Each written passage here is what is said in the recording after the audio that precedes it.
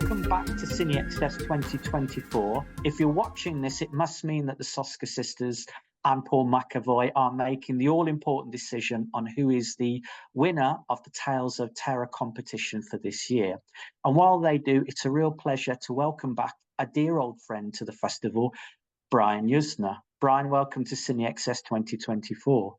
Thank you, Xavier. I was just sort of reflecting the other day that you were at the actual first Cine-Excess back in London, where we brought you and Stuart Gordon together. I think we had the premiere of Edmund, and I think I recall it was the first time you'd been in London together at the same time. Any memories of that? Yeah, I think it was the first time Stuart and I had been in London together. I'd been to some other festivals, of course, with other movies, but it was the first time Stuart and I were together in London. I remember it. I think, we had a great time. It was kind of a wild festival, actually. I'm trying to remember the venue. There was like a nightclub, and then that's right. Yeah, it was like it's sort of in the, not really, but sort of with the energy of Splatterfest, the famous Splatterfest, except without the grime. Absolutely. For younger scholars zooming into this interview, let me just say it was a different world back then. And you academics got membership parties, a members club to entertain film club. It doesn't happen anymore, Brian, I'm afraid. But boy, did we have a good time when it did. And it was a pleasure to host you and Stuart.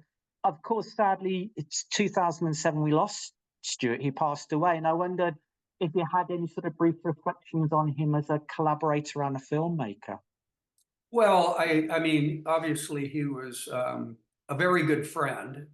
Our families spent a lot of time together, but he was really, one of the most talented people I ever met in terms of telling stories with actors. I think for me, he more than anybody else I've worked with knew how to tell stories with actors, because quite frankly, he had been directing theater since the time he was in high school. And actually he went to high school with Dennis Paoli, who co-wrote Re-Animator and From Beyond and other of Stuart's movies. And I think for me, of course, he kind of was the best decision I ever made when I put all my chips on making a movie, and I made it with him, because I was completely, naive about, performance art. And Stuart had never made a movie before, but he was a damn good director. That's a wonderful comment. And before I go into my next question, one of the things your comment has just reminded me about is, for me, one of the real pleasures of having you both there for that first event is you both brought your wives with you. And it was really nice just to see, as you say, that family closeness. So that was a wonderful reflection for me on the first year we ran Cine-Excess. But also interesting to see how you feel you both complemented one another. You with the kind of, that very developed industry sense, Stuart with that avant-garde sort of sense of the theatrical and the experimental. And of course, these two talents combine perfectly with Re-Animator. Next year, 2025, is the 40th anniversary of Re-Animator. And I just wonder your thoughts and reflections on why you feel the film has proven to be so influential. I think that the main thing that makes Re-Animator stand out is the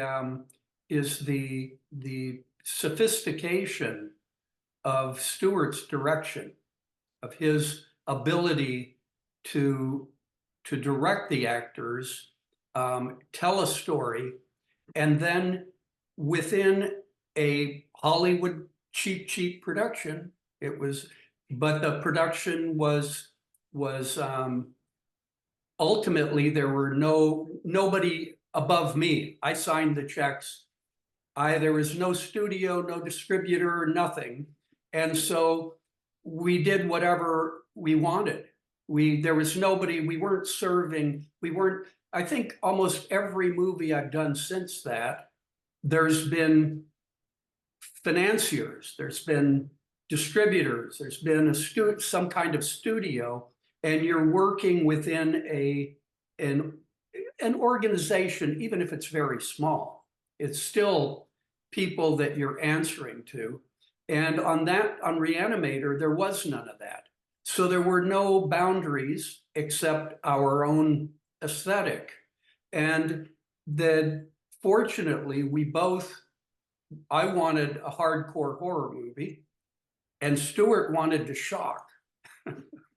And so he did. And I think he really is a great director of actors. So we ended up with performances that were more elevated than what you're used to with the type of horror movie that this was. And I think that is what really makes Re-Animator special. And I think people we were just not used to seeing that kind of, that level of direction and storytelling and acting on a cheap horror movie, on a cheap pedal to the metal horror movie. I think that, and it was very influential because I think we had fun doing it. Now, it wasn't meant to be funny. It wasn't a horror comedy, but it was very entertaining, and there were parts that were funny. And I think a lot of credit goes to Richard Band, who wrote the music and orchestrated it, and it was an orchestral score. I sent him to Rome to record an orchestra for the production, for the movie. And one of the things he told me when we were starting, and of course Stuart had told him that he wanted something like a Bernard Herrmann score, which I think Richard went pretty far with. But it was, I think one of the things Richard told me was that when he was starting, he said, listen, I've scored a bunch of cheap horror movies, and I did one called Dr. Jekyll and Mr. Hype, I think it was. And he said, the movie had funny bits in it, but the producers didn't want me to write funny music. And he said, I think that was a mistake because it doesn't let the audience know that this is meant to be entertaining. And so he went down the line of doing the music so that on the bits that were just ridiculous, they were scored that way. For example, the best example of that is when Dr. Hill comes in with his head in the tray, and he comes in his office and he puts it down, and then he keeps bouncing around because the body can't see and the head's trying to tell him, and that's funny music. And I think that really helped make the audience feel like they're in good hands, that this isn't slapdash or out of control. And I think that also came out the same year as two other very important movies, horror movies that had some humor in it and worked on both levels. One was Return of the Living Dead that Dan O'Bannon wrote and directed, which was more overtly funny probably. And the other was Evil Dead, which was really scary, but there was just a bunch of funny stuff in it. And so those three movies, I think, really sort of set a kind of tone for the 80s horror. Well, Brian, I mean, as always, it's amazing talking to you, and we are going to love chatting to you more. And that's our big reveal, I guess, because you visited us with Stuart at the first Cine-Excess. Next year, 2025, is the anniversary of Re-Animator. So I'm delighted to announce that you will be traveling to the UK in October 2025 to join us to receive a Cine-Excess Lifetime Achievement Award for yourself, which is long overdue. And you're also going to be collecting a posthumous Lifetime Achievement Award for Stuart Gordon. Any closing thoughts or comments to UK fans ahead of that visit? Well, just that next year is the anniversary, 40th anniversary, and we're trying to kind of do something about it. And one thing is we're going to come out with a very special 4K restoration, a very, very excellent restoration with tons of even more extras.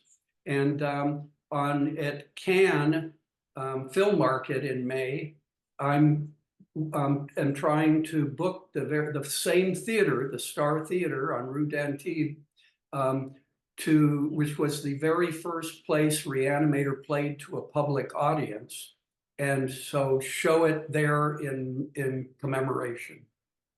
This is amazing, and of course we'll be screening that special 4K release to coincide with your visit. So it's always a pleasure to talk to you. It is long overdue that you get your Cine-Excess Lifetime Achievement Award. We're going to correct that next year. Brian Yuzna, thank you so much for talking to us. And right now it's back to the Soska sisters and Paul McAvoy. Look forward to seeing you next year, Xavier.